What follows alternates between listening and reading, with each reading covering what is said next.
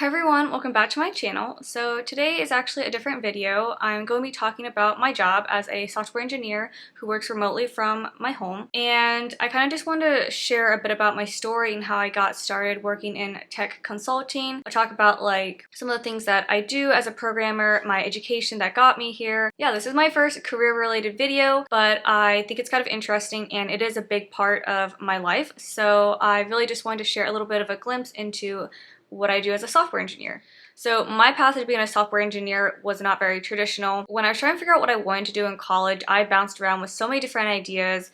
I wanted to be a research scientist because I really wanted to find a cure for diabetes because my dad had diabetes. I wanted to be a lawyer. I wanted to be a book editor for like a major publishing company. I wanted to do genetic research. I wanted to be an accountant at one point.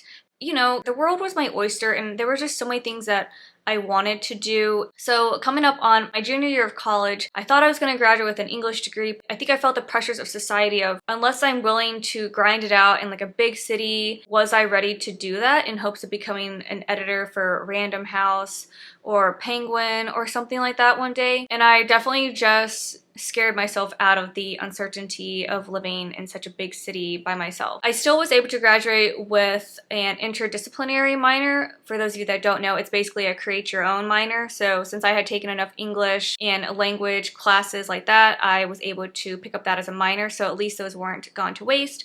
Same with psychology. Yeah, so I do have those two minors at least. I have the psychology minor since I took so many psych courses. And actually, I loved my psychology courses.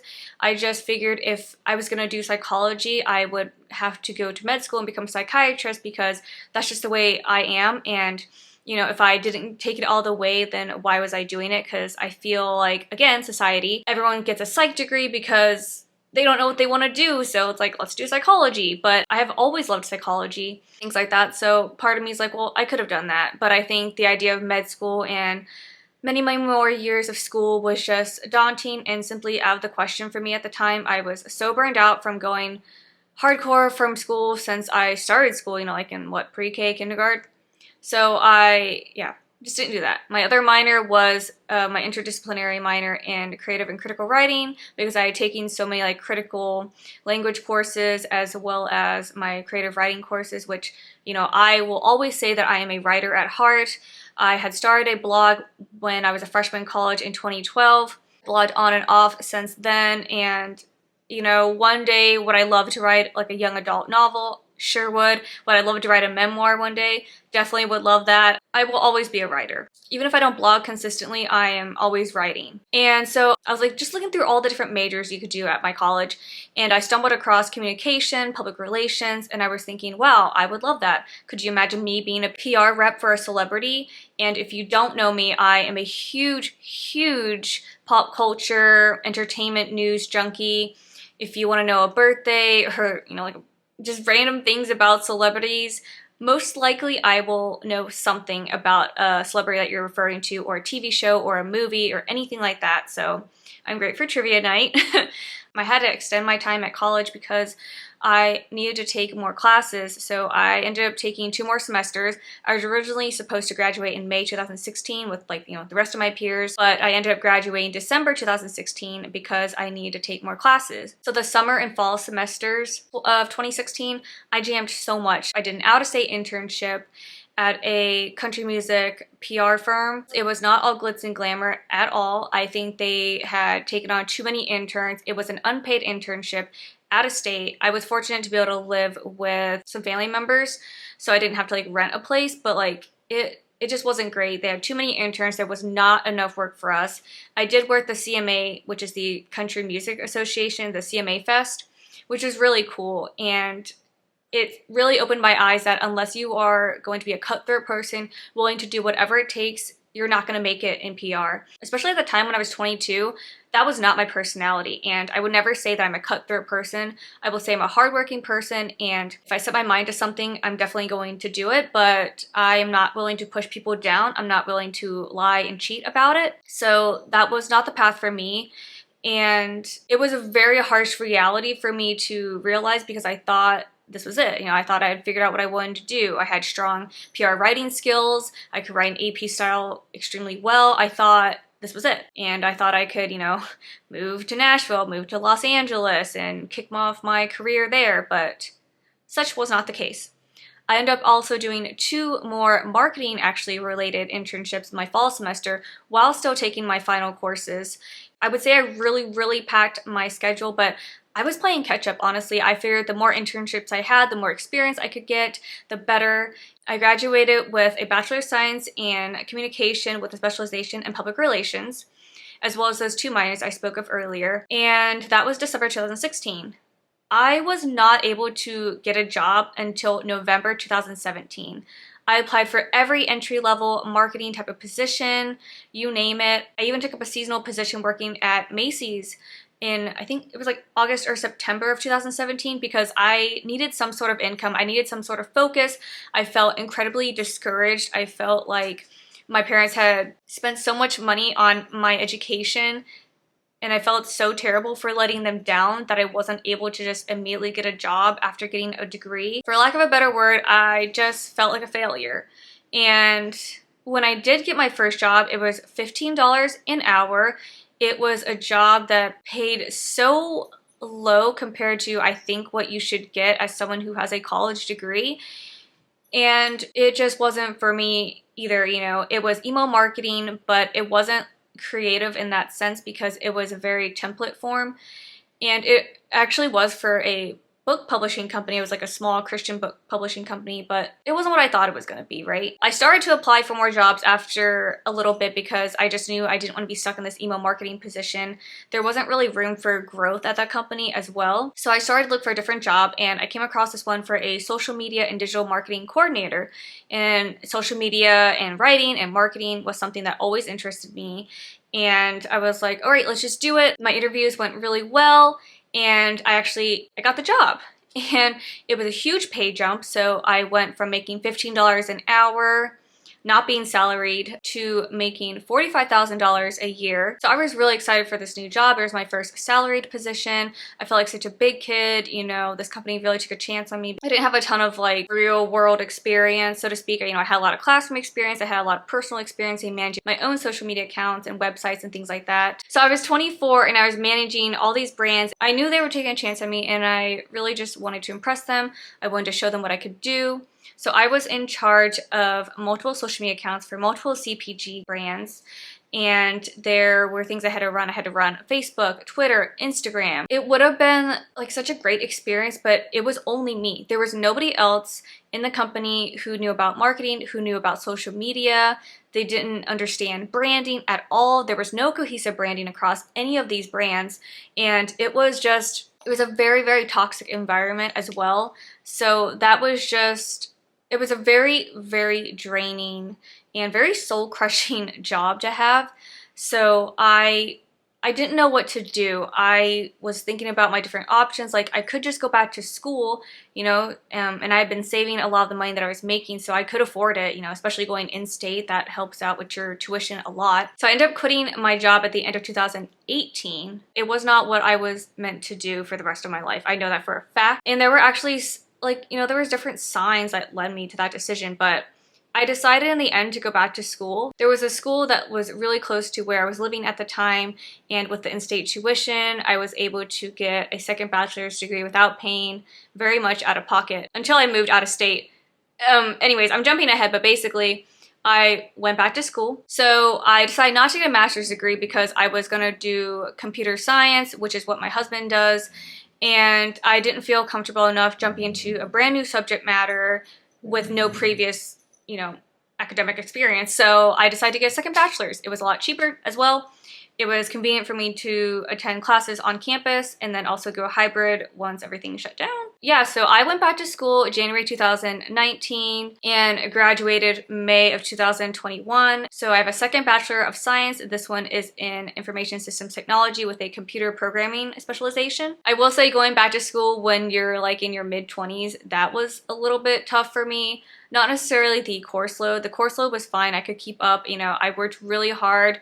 I got all A's. I was on the dean's list every single semester. I graduated magna cum laude. It was amazing. It was like my second chance at college and I felt so great. I struggled though, especially that last year, you know, the last couple of semesters. I was thinking, what if I don't get a job? What if I do all this and, you know, it takes me another year to get a job? And I had been out of the workforce for, you know, like a couple of years. I'm like, can I do this? There was a lot of self-doubt and I was applying for so many jobs upon graduation. I graduated May 4th, 2021, and I got a job offer sometime in June with a start date of either July or August. I got to choose, and so I started my full-time job July 26th in 2021.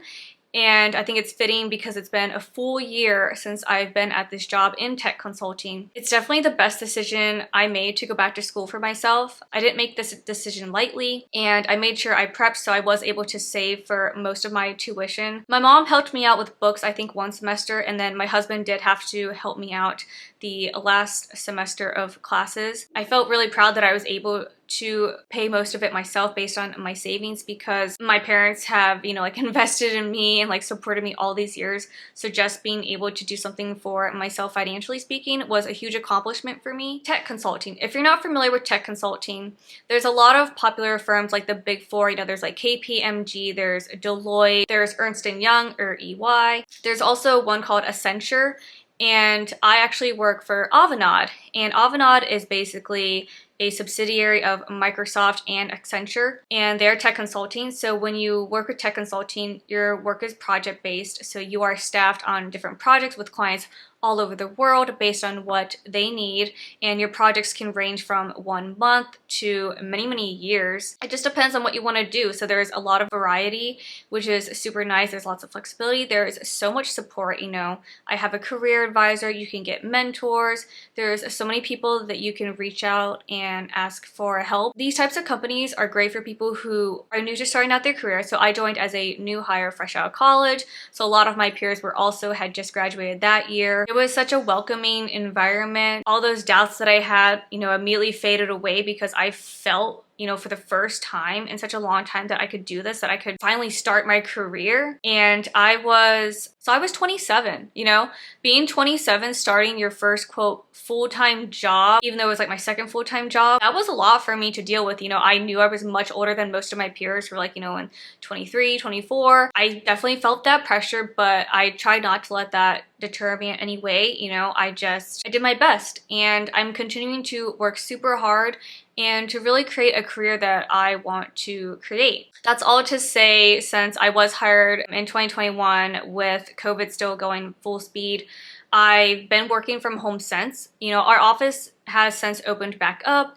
but it's not like mandatory to go. So sometimes I will go if we have like a lunch and learn, or, you know, we'll have like office outings. So I'll try to go to those, you know, because I think it's important to know your colleagues, even if you don't necessarily work with them on a day-to-day basis. It's still important to know who is in your like region. And so most of my day consists of mostly programming. So I am a Java developer, but I also develop in C#, .NET. I'm very into data analytics, so SQL. I've used like MySQL, Oracle, SQL Server, since obviously the applications we use are Microsoft based. So I use a lot of Azure applications and things like that. I'm learning Power BI, which is a data visualization software that Microsoft has, and that's kind of like where I'm going to be pivoting my career to do more data analytics, reports building, because I'm fascinated with data.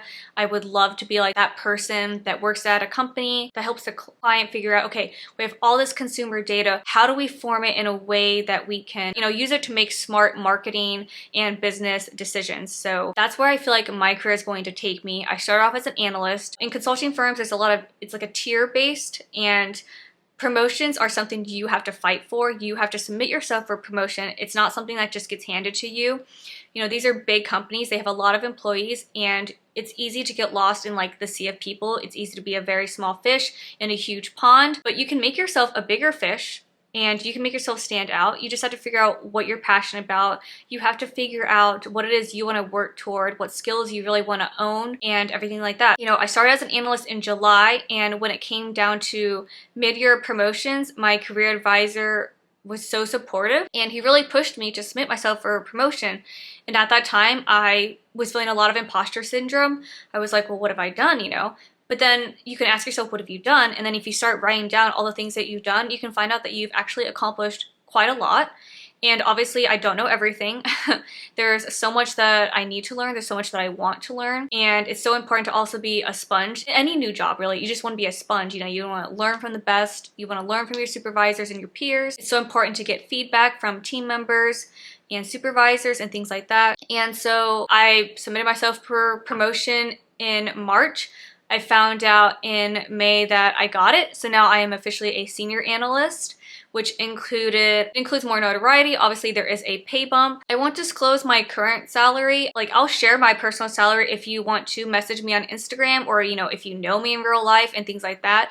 But I'm not really comfortable with sharing it online, if that makes sense. I'm a pretty open book when it comes to finances, if we're friends, because financial independence is incredibly important to me. I'm super passionate about it. Yeah, I could probably make a whole separate video about exactly the steps that I think you need to do if you want to get promoted early on in your career at a tech consulting firm. If that's something you want to watch, then just leave me a comment and let me know that. As well as any other type of career related videos. I can do like a day in my life, although it's probably gonna be a little bit boring, so I might have to, I don't know, somehow jazz it up, because honestly, this is me. I have my personal monitor, and I have my monitor, and I have my work laptop, but that's basically it. I don't have I mostly move from here to the kitchen to get a snack, from here, take a break outside, get some sunshine, give my eyes a break from the screens. Like, that's it. It's not all glitz and glamour when you work from home, especially because I live in a 1-bedroom apartment with my husband, who is also a software engineer,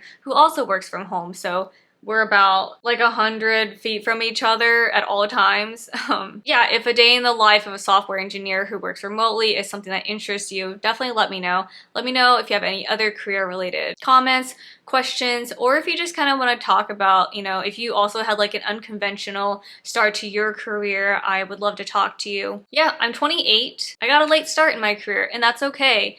And I always tell people, and I always have to tell myself, it's never too late. If you want to finish high school, if you want to finish college, if you want to go to college, if you want to go to med school, if you want to do any of these things and you feel like your age is what's holding you back, don't let your age be the reason that you're not going out to pursue your dreams, to pursue what you want to do. Time is fleeting. I know that. I know we don't have an unlimited resource of time, but all we can do is make the most of the time that we have, doing what we love, being with who we love, and not giving up. I am very passionate about career topics. I just am not sure what it is that people want to hear about. I would love it if you could kind of just help me figure that out. Let me know what you want to see. I will always do beauty reviews on my channel, but I'd love to incorporate more lifestyle and career related videos as well. All right, well, thank you so much for watching my very long video talking about my career journey, my college journey, kind of how I got to where I am today and things like that. I will see everyone in my next video. Bye, everyone.